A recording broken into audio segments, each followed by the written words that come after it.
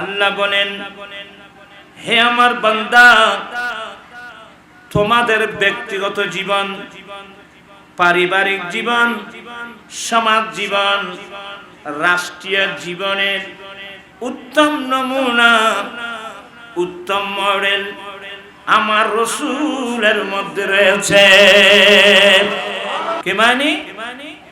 দয়াল নবী হলেন মানব জাতির মডেল। গোটা বিশ্বের মডেল হলো আমার দয়াল নবী। আল্লাহ বলেন, লাউলাকা লামা খালাকতুস সামা, হে নবী আপনি না হলে আমি আসমান সৃষ্টি করতাম না। লাউলাকা লামা খালাকতুল জান্নাহ, আপনি না হলে আমি জান্নাত সৃষ্টি করতাম না। নবী না হলে কিছু হতো নাকি? আমার আলা হযরত কত সুন্দর করে করে বললেন, জমিন আসমা तुम्हारे लिए मकीन मका तुम्हारे चुनी न चुना तुम्हारे लिए बने दो जहां तुम्हारे दहन में जुबान तुम्हारे लिए बदन में ही जान तुम्हारे लिए हम आए यहाँ तुम्हारे लिए उठे भी वहाँ तुम्हारे लिए। চিৎকার দিয়ে বলুন না সুবহানাল্লাহ। আল্লাহ জমিন বানিয়েছেন, জমান বানিয়েছেন, মকিন বানিয়েছেন, মকান বানিয়েছেন, সব আমার দয়াল নবীর জন্য বানিয়েছেন। ঠিক কিনা ভাইরা আমার? এবার আল্লাহ বলেন, ইন্নাকা লাআলা খুলুকিন আযীম, হে নবী নিশ্চয় আপনি অতি উত্তম আদর্শের উপর অধিষ্ঠিত। দেখেন আল্লাহর কুদরতের জবানে আমার রাসূলের চরিত্রের প্রশংসা করলেন। আর আমাদেরকে বলছেন, তোমাদের জীবনে, তোমাদের লাইফে, তোমাদের ব্যক্তিগত জীবন, পারিবারিক জীবন, সমাজ জীবন, রাষ্ট্রীয় জীবন, এক কথায় তোমাদের জীবনের উত্তম নমুনা আমার রাসূলের মধ্যে রয়েছে। তাহলে আমাদের উচিত হলো আমার রাসূলকে ফলো করা, নবীর সুন্নাত মোতাবেক চলা। আমার নবীর বড় সংস্কার কি জানেন? তোরা তো উঁচু যুগটা চলে ওই যে আবার আরো তুলি বেশি তারা বল আবার এখন একটা ওয়াজ করেছে কেমন হইতে হবে আয় কেন আর চেমিকে মানুষ বাদ আল্লাহ আর এলে বানাই দিয়ে বালা করি বইনি আয় করতে হ্যাঁ আচ্ছা জিয়াদ করছো না যাবে কোনে? আচ্ছা ঠিক আছে, ফিয়ামানিল্লাহ। জি জি আল্লাহ হাফেজ। জি ফিয়ামানিল্লাহ। বাবা আমার নবী যখন পৃথিবীর জমিনে আসলেন, আমার নবী দেখলেন যে এক নম্বর বর্ণের বৈষম্যতা। আপনারা যারা শিক্ষিত লোক কম মনোযোগ। আমার নবী পৃথিবীর জমিনে এসে দেখলেন যে বর্ণের বৈষম্যতা, সাদা কালার পার্থক্য। অপর দিক দিয়ে দেখলেন যে আইনের বৈষম্যতা। বড় লোক অপরাধ করলে তেমন শাস্তি নেই, গরিব মানুষ অপরাধ করলে 16 আনায় 32 আনা বিচার। একদিক দিয়ে আইনের বৈষম্যতা, অপর দিক দিয়ে বর্ণের বৈষম্যতা। আরো একটু যদি সামনে যান, আজকাল তো ছেলেরা স্টাডি করে না, এটা হিন্দু প্রথা। বর্ণের বৈষম্যতা, আইনের বৈষম্যতা, এগুলো হিন্দু প্রথা। আপনারা নোট রাখবেন, হিন্দুদের মতে তাদের পবিত্র গ্রন্থ মনুশাস্ত্র, সেই মনুশাস্ত্রের মধ্যে ওরা হিন্দুদেরকে 4 ভাগে ভাগ করছে। কয় ভাগ? ব্রাহ্মণ, ক্ষত্রিয়, বৈষ্ণব, শূদ্র, 4 ভাগে বিভক্ত। বৈষ্ণব এবং শূদ্র এই দুই বর্ণের মানুষ তাদের ধর্ম মতে একেবারে নির্মম, যার কারণে বৈষ্ণব শূদ্র যেখানে থাকবে ওখানে কোনো ব্রাহ্মণ বসবে না। এই যে বর্ণের বৈষম্যতা, ইনারা তো আসিল তো মেজান দিয়ে যে মেজানত বড় বড় পয়সা হলো বসে দে এবার হওয়ার রিক্সা বইলি বায়ারার ধরে তুলে এই তুই কিনলে বসছিস কই বায়ারার ধরে তুলে দিয়ে দেখাচ্ছ তুই নেড়ও আসিল তো, এখনো আছে নাকি? খবরদার। এক নম্বর বর্ণের বৈষম্যতা, সাদা কালোর পার্থক্য। দেখেন বর্তমান আধুনিক যুগ, সারা বিশ্বে আমেরিকা নেতৃত্ব দিচ্ছে, যে আমেরিকা নিজেকে বড় সভ্য জাতি দাবি করে, কিন্তু সে আমেরিকার মধ্যে এখনো শ্বেতাঙ্গ আর কৃষ্ণাঙ্গের লড়াই, সাদা কালার পার্থক্য। যারা সাদা বর্ণে তাদের চাকরির কোটা অনেক বেশি, যারা কালো বর্ণে তাদের চাকরির কোটা অনেক কম। এখনো দেখবেন সেই দেশের মধ্যে সাদা কালার পার্থক্য। আমেরিকার ইতিহাসে একজন কালো বর্ণের মানুষ প্রেসিডেন্ট হয়েছে, যার নাম বারাক ওবামা।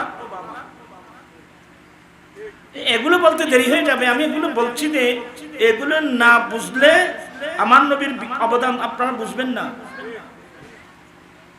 আমেরিকান প্রেসিডেন্ট, সাবেক প্রেসিডেন্ট বারাক ওবামা, এর আমলে সাবেক প্রেসিডেন্ট আমেরিকার, ওনার নাম বিল ক্লিনটন। বিল ক্লিনটনের কন্যা চেলসি, চেলসির বিবাহ কিভাবে হলো? পত্রিকায় যা দেখলাম, চেলসি, ওবামা বলছে আমার মেয়ে চেলসি সে চাচ্ছে মানে আমি আমেরিকার প্রেসিডেন্ট, আমার সাথে সারা বিশ্বের সাথে সম্পর্ক, তাহলে আমার মেয়ের বিয়েতে তো অনেক মানুষ আসার কথা, কিন্তু আমার মেয়ে চাচ্ছে যে আমরা পারিবারিকভাবে সাদা শীতে অল্প মানুষ নিয়ে যেন বিয়েটা কি করা হয়, উঠানো হয়। সাংবাদিকরাও এখানে লিখলো, অনেকে প্রশংসা করলো। আমি বললাম উদ্দেশ্য এটা না, এতে সাদা শীতে বিয়ে যেটা বলা হচ্ছে পারিবারিকভাবে আমার মেয়ে চাচ্ছে চেলসি পারিবারিকভাবে সাদা শীতে ভাবে একটা বিয়ে উঠানোর জন্য। আমি বললাম এটা একটা বাহানা। কি? কারণ এখন তো আমেরিকার প্রেসিডেন্ট বারাক ওবামা, আর বারাক ওবামা হলো কালো বর্ণের মানুষ। এই কালো বর্ণের মানুষ বারাক ওবামা যেন চেলসির বিবাহের মধ্যে যেন যেতে না পারে, দাওয়াত না পায়, এটা একটা বাহানা মাত্র। কারণ তাদের মধ্যে সাদা কালার এত বড় পার্থক্য। এবার আসুন, আমার দয়াল নবী আরাফাতের মাঠে দাঁড়িয়ে বিশ্ববাসীর উদ্দেশ্যে কি বলছিলেন? আপনারা আমার মুখে মুখে পড়বেন, ফরন এর মত আছে মুখে দেখেন। ক্বালা রাসূলুল্লাহ সাল্লাল্লাহু আলাইহি ওয়াসাল্লাম লা ফাদিলাতাল আরব ওয়ালাল আহমার আলাল আসওয়াদ ওয়ালাল আসওয়াদ আলাল আবিয়াদ ইল্লা বিতাকওয়াল্লাহি আযজা ওয়া জাল্লা। কষ্ট হলো? আমার দয়াল নবী বলেন সেদিন দশম হিজরিতে আরাফাতের মাঠে দাঁড়িয়ে বিশ্ববাসীর উদ্দেশ্যে আমার নবী যেই বক্তব্য রেখেছিলেন তার মধ্যে একটা বক্তব্য, এ আমার উম্মত, অনারবী মানুষের উপর আরবীদের কোনো মর্যাদা নাই, আরবীদের উপর অনারবীদের কোনো মর্যাদা নাই, কালো মানুষের উপর সাদা মানুষের কোনো মর্যাদা নাই, সাদা মানুষের উপর কালো মানুষের কোনো মর্যাদা নাই। সারা পৃথিবীর মুমিন মুসলমান আরবের হোক অনারবি হোক সাদা হোক কালো হোক সারা পৃথিবীর মুমিন মুসলমান এক সমান। আল্লাহু আকবার। কি দর্শন বিশ্ববাসীকে দিয়েছেন। উঁচু নিচু নাই বিদাবে সব সমান ভুল প্রভেদ। উঁচু নিচু নাই বিদাবে সব সমান ভুল প্রভেদ। আদম হাওয়া হতে পয়দা আদম হাওয়া হতে পয়দা এই শরণ রাখি এখন মধুর বাণী নিয়ে এলো মরুর পাখি। বিশ্বজাহান তারই রূপে মেললো আবার আঁকি। চিৎকার দিয়ে বলুন না সুবহানাল্লাহ। আমার নবী বলেন অনারবীদের উপর আরবীদের কোন মর্যাদা নাই। আরবীদের উপর অনারবীদের কোন মর্যাদা নাই। কালো মানুষের উপর সাদা মানুষের কোন মর্যাদা নাই। সাদা মানুষের উপর কালো মানুষের কোন মর্যাদা নাই। হ্যাঁ, একে অপরের উপর প্রাধান্য নেওয়ার একটি মাত্র মাপকাঠি, ওই মাপকাঠির নাম তাকওয়া। কি মানি? সাদা হোক কালা হোক যেই হোক, অন্তরে যত আল্লাহর ভয় বেশি থাকবে, যত তাকওয়া বেশি থাকবে, তত আল্লাহর কাছে তার মর্যাদা বাড়বে। চিৎকার দিয়ে বলুন না সুবহানাল্লাহ। একটি সম্পদ আমাদেরকে অর্জন করতে হবে, কারণ আল্লাহ নিজে ডাইরেক্ট বলছেন ইন্না আকরামাকুম ইনদাল্লাহি আতকাকুম। তোমাদের মধ্যে আল্লাহর কাছে তারাই সম্মান মর্যাদার অধিকারী যাদের অন্তরের মধ্যে সবচেয়ে তাকওয়া বেশি। কি বিরক্ত হচ্ছেন? আমার নবীর অবদান। এই যে মাহফিলে বসছেন, প্রায় হাজারের কাছাকাছি মানুষ, বাইরে ভিতরে মানুষ বসছেন। এখানে অনেক বড় পয়সাওয়ালা নাই, রিক্সাওয়ালা নাই, ঠেলাগাড়িওয়ালা নাই, দিন মজুর নেই, সুন্দর মানুষ নেই, কালো মানুষ নেই, সব এক প্যান্ডেলের নিচে বসলাম। কেউ কি কারো দিকে কোনা চোখে দেখছে? এই যে সাম্যনীতি, সমস্ত বৈষম্যতা উৎখাত করে বিশ্ববাসীকে সাম্যনীতি উপহার দিয়েছেন নবী মুহাম্মদুর রাসূলুল্লাহ সাল্লাল্লাহু আলাইহি ওয়াসাল্লাম। চিৎকার দিয়ে বলুন না সুবহানাল্লাহ। আল্লাহু আকবার।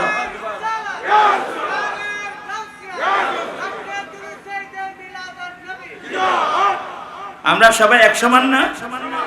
না না, কেউ যার ভিতর তাকওয়া বেশি হবে তার মর্যাদা তত। খড়াবাজি আবার বাদি বেশি না 12টা কি আয়াতদের করতেন না। এবার সভাপতি সাহেবের বক্তব্য আছে। এবার হলে বেলাল রাদিয়াল্লাহু তাআলা আনহুর নাম শুনছেন? কি নাম? বেলাল রাদিয়াল্লাহু তাআলা আনহু। বাড়ি কোথায় বাবা? বাড়ি হলো আফ্রিকা। বাড়ি কোথায়? লোহিত সাগরের অপর পারে, যে জায়গার নাম বর্তমান ইউটোপিয়া। ইউটোপিয়া নাম শুনছেন? ইউটোপিয়ায় বাড়ি বেলাল রাদিয়াল্লাহু তাআলা আনহু। বেলাল কালো বর্ণের মানুষ, একদিক দিয়ে কালো বর্ণের মানুষ, অপর দিক দিয়ে এমন গরিব উমাইয়া ইবনে খলফের একজন কৃতদাস। এবং শুধু উনি না, বেলালের আম্মা হাম্মামা রাদিয়াল্লাহু তাআলা আনহা উনিও আরেকজনের দাসী। বেলালও গোলাম দাস। কিন্তু আমার ভাইয়েরা, এখন বেলাল নাম নিলে সবাই বলতে বাধ্য রাদিয়াল্লাহু তাআলা আনহু। বেলাল রাদিয়াল্লাহু তাআলা আনহু যার নাম নেওয়া মাত্রই নবীর আশাতে প্রেমের আগুন জ্বলে উঠবে। হায় হায় হায় হায় হায়। আমার নবীর ইন্তিকালের পরে বেলাল আফ্রিকায় চলে গিয়েছিল, নিজ দেশে চলে গিয়েছিল। যাওয়ার মধ্যে এক বছর আল্লামা আব্দুল বাকি জুরকানি হাদিস আনছেন, এক বছর পরে বেলাল আমার দয়াল নবীকে স্বপ্নে দেখছে। আমার নবী কি বলছে?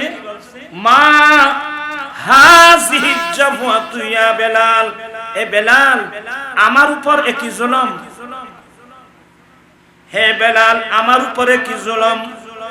তার মানে এ বেলাল আমি নবীর ইন্তেকালের পরে এক বছর যাবত মদিনার জমিনে তুমি বেলালের প্রেমের আওয়াজ, আযানের আওয়াজ আমি শুনছি না।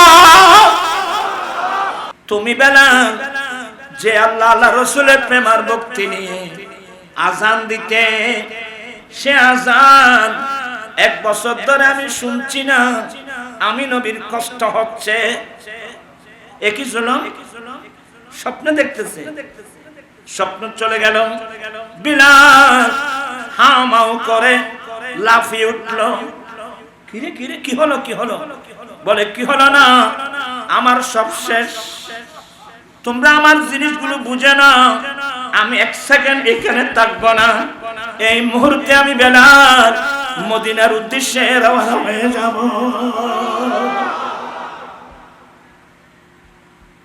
এখন তো অনেক মানুষ মদিনায় যেতে চায় না, গেলেও নবীর জিয়ারত নিতে যায় না। কত ধরনের মুসলমান আছে। একজন লেখছে যে নবীর জিয়ারত নিতে মদিনায় যাওয়া এটা নাকি গুনাহ সফর। এই জন্য আমি আমার লাইফ এসে বলছি, মদিনায় যাওয়া, নবীর জিয়ারতের উদ্দেশ্যে মদিনায় যাওয়া, এটা আল্লাহর কাছে গুনাহ মাফ করানোর সফর। এটা গুনাহ সফর না, এটা গুনাহ মাফ করানোর সফর।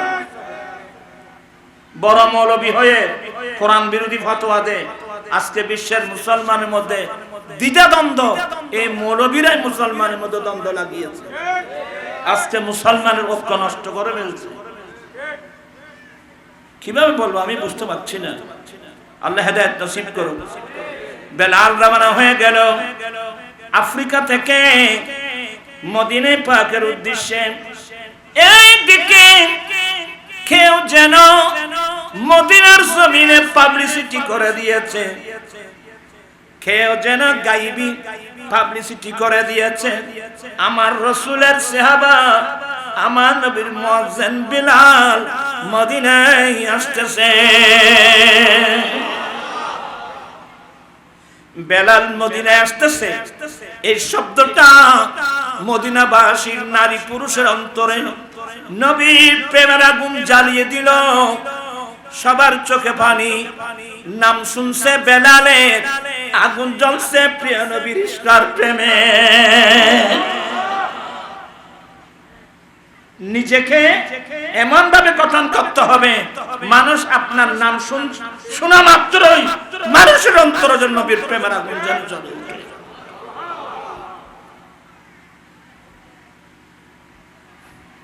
মদিনাবাসী করেছিল না, নারী পুরুষ মহিলারা বুরকা পরে রাস্তায় এসে গেল। আচ্ছা বেলাল কি সুন্দর মানুষ, একজন কালো মানুষ, আফ্রিকান মানুষ, হ্যাঁ, কিন্তু রং দিয়ে কি করবে?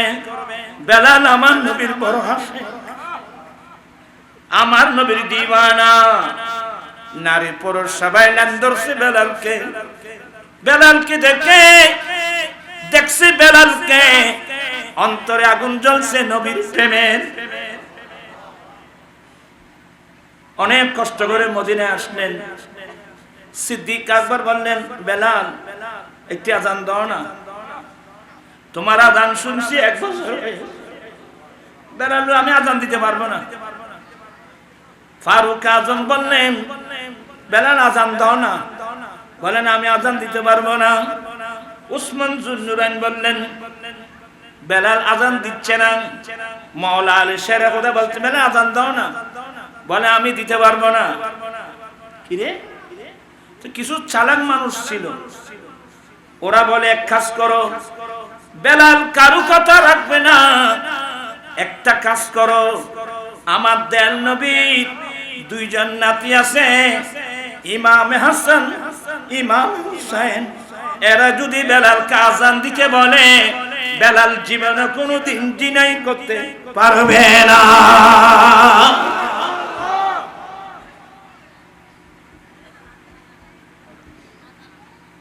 হায় হায় হায় হায় হায়, বেলাল এত বড় মাকাম।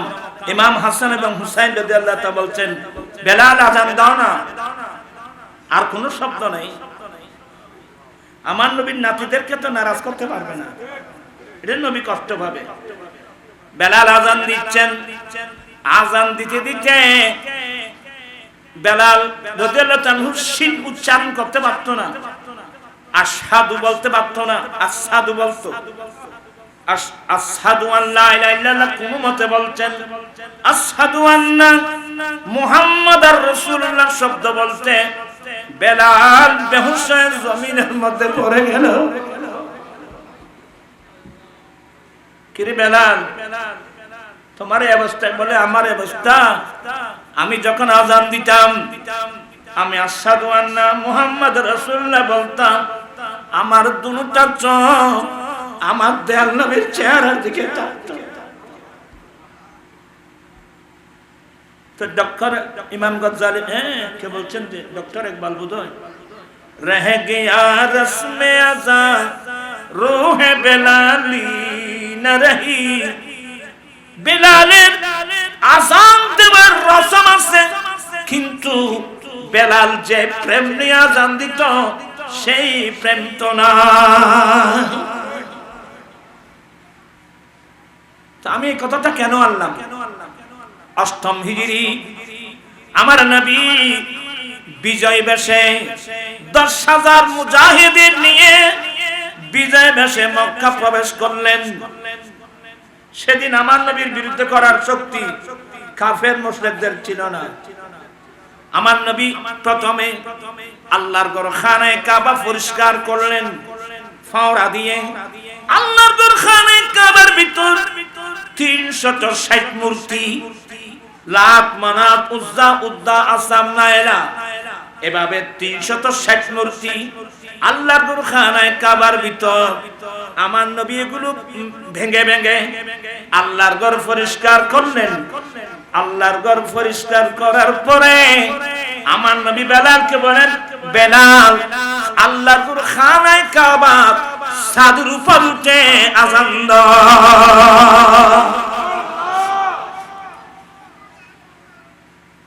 বেলাল খানায়ে কাবা ছাদের উপর উঠে যাও।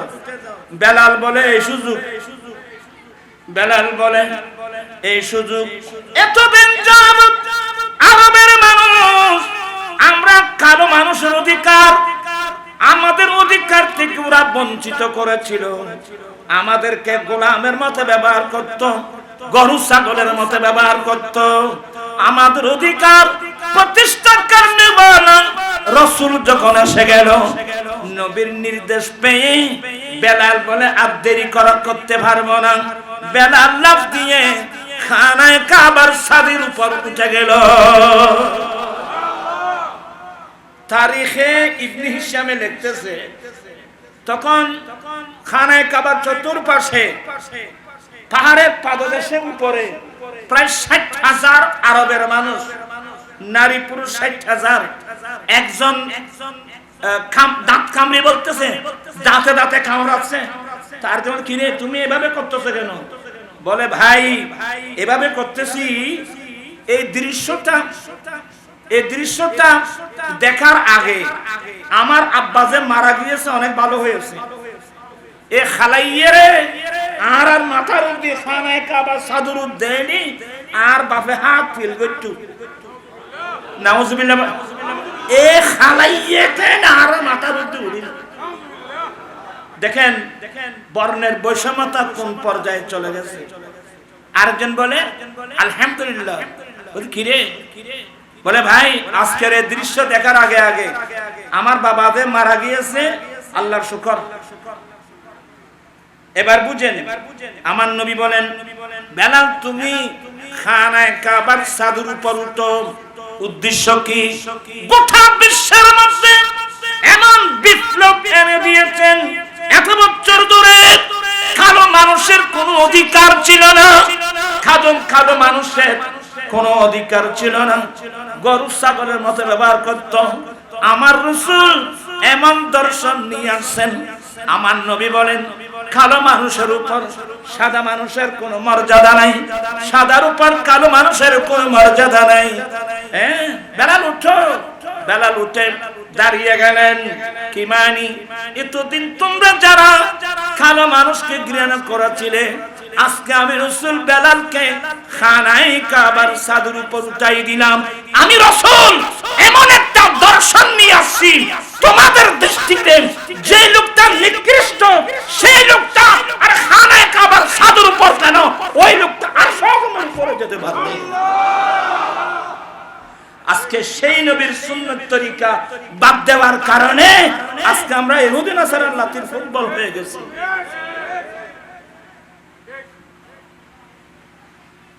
আজকে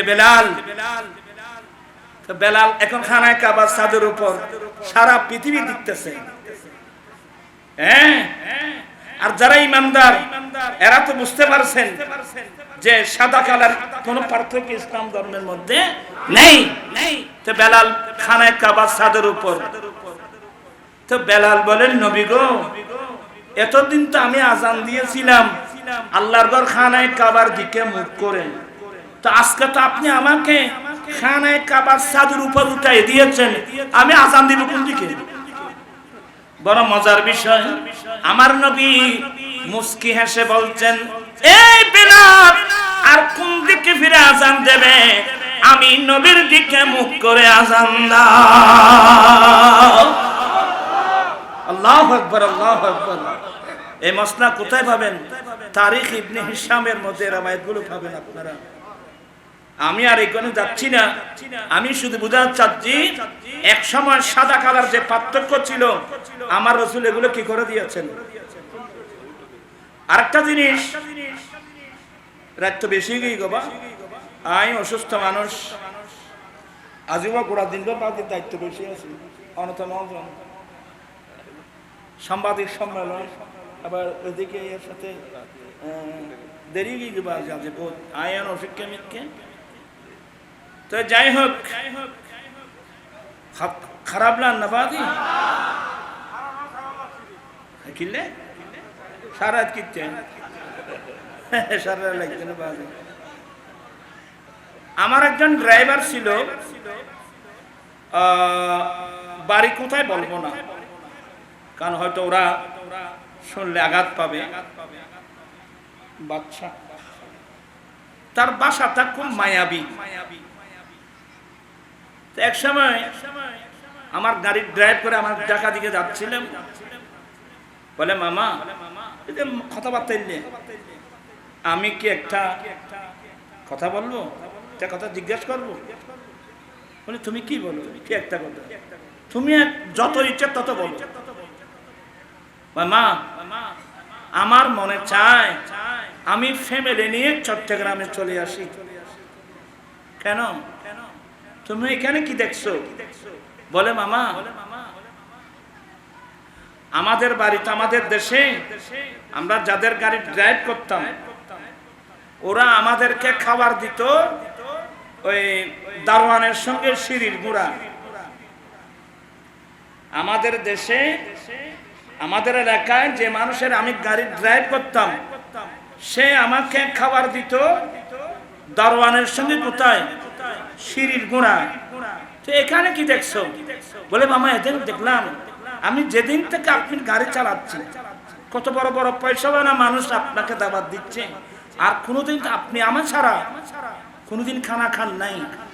আর এখানে দেখতেছি বড় পয়সাওয়ালা, রিক্সাওয়ালা, ড্রাইভার, মালিক কোনো কি নেই, কোনো ভেদাভেদ নাই, একসঙ্গে বসে খানা খাচ্ছে।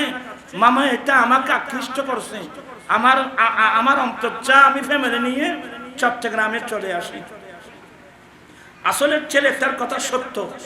আমি নর্থ বেঙ্গলে অনেক জায়গায় গিয়েছি, এগুলো আমি মার্ক করছি। ওখানে এমন এমন পয়সাওয়ালা আছে, নিজের ড্রাইভারকে নিয়ে একসঙ্গে বসে কি খায় না, খানা খায় না। আলহামদুলিল্লাহ আমরা চট্টগ্রামের মানুষ, আর চট্টগ্রামের সাথে ডাইরেক্ট মদিনার সাথে সম্পর্ক চট্টগ্রামের সাথে। এই জন্য আমাদের মধ্যে সেই ভেদাভেদ, আমাদের মধ্যে সেই ভেদাভেদ নাই। যারা আরবস্থানে থাকে, কত বড় পয়সাওয়ালা আরবি, খানা খাতে বসছেন, নিজের দোকানের শ্রমিক দেখা, আমার সঙ্গে খানা খা। এটা আমার ইসলামের, এটা ইসলামের শিক্ষা। কিন্তু শ্রমিক হয়ে এত বড় আরবের সঙ্গে যদি খানা খাতে না বসেন, বলে তুই হিংসু, ওরা মাইন্ড করবে। আসলে এটা ইসলামের রূপ। আমাদের এখানে আল্লাহর রহমতে খানা খেতে গিয়ে বড় ছোট কোনো কি নেই, কোনো ভেদাভেদ নাই। এটাই ইসলামের সৌন্দর্য। এই সিস্টেম নিয়ে এসেছেন নবী মুহাম্মদুর রাসূলুল্লাহ সাল্লাল্লাহু আলাইহি ওয়াসাল্লাম। আপনারা খুশি না বেজার? তবে ইদানিং একটা বিপদ, ইদানিং একটা বিপদ দেখতেছি। একটা চ্যাপ্টার শুরু হয়ে গেল ভিআইপি, নামাতে মানুষ এগুলো ভিআইপি, এটা তো আরেক বিপদ। শুধু এখানে না, আমি যখন আরফাতের মাঠে গেলাম, গাড়ির পিছনে লেখা ভিআইপি, এন দোলাই দিলেন যে আরফাতের মাঠ। ইসলাম আসছে, এখানে বিএফির কোনো সুযোগ নাই। আমরা সবাই উঁচু নিচু নাই, বিধাবেদ সব সমান, ভুল প্রভেদ আদম হাওয়া হতে। আচ্ছা বাবা, আমরা এক বাবার 6 ভাই 7 ভাই, একজন ছোট ভাই ল্যাংরা লুলা। আচ্ছা বড় ভাইরা তাকে কি ঘৃণা করে না আদর করে? প্যার করে, আদর করে। ঠিক তদ্রূপ ইন্নামাল মুমিনুনা ইখওয়া, মুমিন মুমিন ভাই ভাই। বড় পয়সাওয়ালা হলে, একজন রিকশাওয়ালা হলে আপনি ছোট ভাইয়ের মতো আদর করতে হবে, ঠিক কি না ভাইয়েরা? বিশ্ববাসীকে উপহার দিয়েছেন নবী মুহাম্মদ রাসূলুল্লাহ সাল্লাল্লাহু আলাইহি ওয়াসাল্লাম। ওরা ইন আবার দিস না, এত তোর ইন দিস না, আবার দিস না, বোমা ফুরতে দেখান না, মাইকোদ্দা ডাইরেক্ট ইন দিস। আল্লাহ পাক এই মাহফিলকে কবুল করুক। বর্ণের বৈষম্যতা আমাদের দেশে আরেকটা কথা শেষ, আরেকটা হলো আইনের বৈষম্যতা। মুসলিম শরীফের হাদিস, ফাতেমা নামক একজন মহিলা চুরি করেছে, মামলা দিয়েছে আমার নবীর দরবারে। কুরাইশ বংশের মানুষ মিটিং ডাকছে, কি অমুক মহিলা চুরি করেছে, নবীর দরবারে মামলা গিয়েছে। নবী তো আল্লাহর আইন মোতাবেক কি করে দিবে? চুরি মহিলার হাত কেটে দেবে। তো বড় এক কাজ করো, সে তো কুরাইশ বংশের মানুষ, এই মহিলার যদি হাত কেটে দেওয়া হয় গোটা কুরাইশ বংশের দুর্নাম হবে। তো বলে এক কাজ করো, নবীর কাছে একজন সুপারিশি পাঠাও। বলে কাকে পাঠাবে? বলে আগে নবী কাকে বেশি ভালোবাসে তাকে দেখো। ওরা সবাই গবেষণা করে পেলুম আমার নবী একজন মানুষকে বেশি ভালোবাসে। একজন আমার নবীর পালক ছেলে যায়েদ বিন হারেসা, যায়েদের ছেলে ওসামা বিন যায়েদ, আবার ওসামা বিন লাদেন না, ওসামা বিন যায়েদ। আমার নবী তাকে বেশি ভালোবাসতেন। ওরা সবাই মিলে ওনাকে পাঠালেন, এ ওসামা তুমি নবীর কাছে যাও, নবী তো তোমাকে বেশি ভালোবাসে, তুমি একটু নবীর কাছে সুপারিশ করো না। ইয়া রাসূলুল্লাহ, অমুক মহিলা চুরি করেছে, আপনার দরবারে মামলা আসছে। ইয়া রাসূলুল্লাহ, এই মেয়ের সাথে কুরাইশ বংশের সাথে সম্পৃক্ত, এই মেয়েটার হাত যদি কেটে দেওয়া হয় গোটা কুরাইশ বংশের দুর্নাম হবে। আমি আসছি একটু সুপারিশ করার জন্য, হাত না কেটে অন্য একটা শাস্তি দিয়ে। ওসামা গেল। আমার নবী, ওসামা কি জন্য আসছো? নবী ন জানারও ওসামা বড় নবীকে একটু সুপারিশ নিয়ে আসলাম। কিসের সুপারিশ? এই সুপারিশ। এই কথা বলা মাত্রই আমার নবী রেগে গেলেন, এই ওসামা, ইহুদিরা ধ্বংস হয়েছে, নাসারারা ধ্বংস হয়েছে। কারণ ইহুদি নাসারার একটা স্বভাব, বড় লোকে অপরাধ করলে তেমন বিচার করা হতো না, গরিব মানুষ অপরাধ করলে 16 আনায় 16 আনা বিচার। এই বৈষম্যতার কারণে ইহুদিরা ধ্বংস হয়েছে, নাসারারা ধ্বংস হয়েছে। এই উসামা শুনো, আল্লাহর কসম করে বলছি, যেই যার কুদরতের হাতে আমি নবীর জান, সে সত্তার কসম করে বলছি, লাউ আন্না ফাতিমাতা মুহাম্মাদিন সারাকাত লাকাতাতু ইয়াদাহা, আমি আল্লাহর কসম করে বলছি, এ ফাতিমা নয়, মুহাম্মদ সাল্লাল্লাহু আলাইহি সাল্লামের কন্যা ফাতিমাতুজ জাহরা যদি চুরি করে, আল্লাহর কসম আমি আল্লাহর কোরআন মোতাবেক হাত কেটে দেব। কি মানে? বর্ণের বৈষম্য তো আমার নবী উঠাই দিয়েছেন, আইনের বৈষম্য তো আমার রাসূল উঠাই দিয়ে বিশ্ববাসীকে কি সুন্দর একটা সাম্যনীতি উপহার দিয়েছেন নবী মুহাম্মদ রাসূলুল্লাহ। এগুলো নিয়ে আলোচনা করলে সারা রাত চলে যাবে, আলোচনা শেষ হবে না। তবে আমরা সেই রাসূলের সুন্নাত আদর্শ তরিকাগুলো এখনো পর্যন্ত আমরা ধরে রাখতে পারিনি। বাকি আলোচনা ইনশাআল্লাহ আজকের মাহফিলের সভাপতি উনি মূল্যবান বক্তব্য রাখবেন। আমরা সবার জন্য একটু দোয়া করবেন। আয়াবাদ অসুস্থ, মানে আলাকা দোয়া করবেন, আর আম্মা অসুস্থ ইনশাআল্লাহ। আজকে তো আমরা আহলে সুন্নাত ওয়াল জামাত ঐক্যবদ্ধ। আপনার খুশি নেবে, তার খুশি নেবে, সবাই হাত উঠে সবাই হাত। আল্লাহু আকবার, ইয়া রাসূলুল্লাহ, ইয়া গৌসুল দস্তগীর। আমার 2 বছরের কষ্ট সমস্ত সুন্নি জনতাকে এক প্ল্যাটফর্মে আনার জন্য। আলহামদুলিল্লাহ, গুনাহগারের প্রচেষ্টা কি হয় নাই, বৃথা যায় নাই। এবং শুধু আমি না, আমার পাশাপাশি হাজার হাজার আমাদের ভাইয়েরা ঐক্যের জন্য আপ্রাণ চেষ্টা চালিয়েছিল। প্রত্যেকের প্রচেষ্টা আল্লাহর দরবারে কবুল হয়েছে। এখন আমরা একটা প্ল্যাটফর্মের মধ্যে এসে গেলাম। আপনারা সবাই খুশি আছেন তো? এই সুন্নিদের ঐক্য দেখে এখন অনেকে ভীত। আসলে সত্যি, সারা বাংলার সুন্নি জনতা প্রত্যেকটা দরবার যদি এক হয়ে যায়, তাহলে গোটা বাংলাদেশ সুন্নিদের বাংলাদেশ। ঠিক কিনা ভাইরা আমার? আজকে আমাদের সুন্নিরা বিভিন্ন দিন দ্বিধাদ্বন্দ্ব হওয়ার কারণে আমাদের দুরবস্থা। ইনশাআল্লাহ আমরা এগুলো কেটে উঠছি। আজকে আমাদের সাংবাদিক সম্মেলন দেখেননি? ইনশাআল্লাহ আরো অনেক আলোচনা আছে। আমাদের আংশিক কমিটি হয়েছে, আগামী 27 তারিখ পূর্ণাঙ্গ কমিটি করার পরে আমরা গোটা বাংলাদেশে ঢাকায় সুন্নিদেরকে নিয়ে একটা বিরাট সুন্নি দিন গণজামায়াতের ডাক দেব ইনশাআল্লাহ। আমরা সেই জামায়াতের মধ্যে ডাক আসলে আপনারা এখান থেকে গাড়ি নিয়ে যাবেন তো? বাকি আলোচনা আমার আজিজ আজকের মাহফিলের যিনি সভাপতি, এই বেতাগী দরবার শরীফের সাজ্জাদা নশীন আজকের আমি মুজাহিদ মিল্লাত আলহাজ মাওলানা শাহ গোলামুর রহমান আশরাফ শাহ মুদ্দাজিল্লু, উনি সভাপতির সমাপনী বক্তব্য রাখবেন। এবং আমার আম্মা জানের জন্য একটু দোয়া করবেন, আমার জন্য একটু দোয়া করবেন।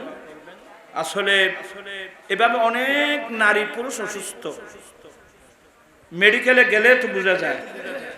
সারা বাংলায় না, সারা বিশ্বের অনেক অসুস্থ মানুষ আছে, সবার সেবার জন্য দোয়া করা হবে। আমার বড় ভাইয়ের একমাত্র মেয়ে উম্মুল খায়ের সাদিয়া, এই আজকে 4 দিন হলো চলে গেল। আল্লাহ মেয়েটাকে আল্লাহ যেন জান্নাত নসিব করে। অনেক ভালো মেয়ে ছিল। এভাবে আরো অনেক আছে, প্রত্যেকের জন্য দোয়া করবেন আর কি। मैं तो बीमारे नबी हूँ।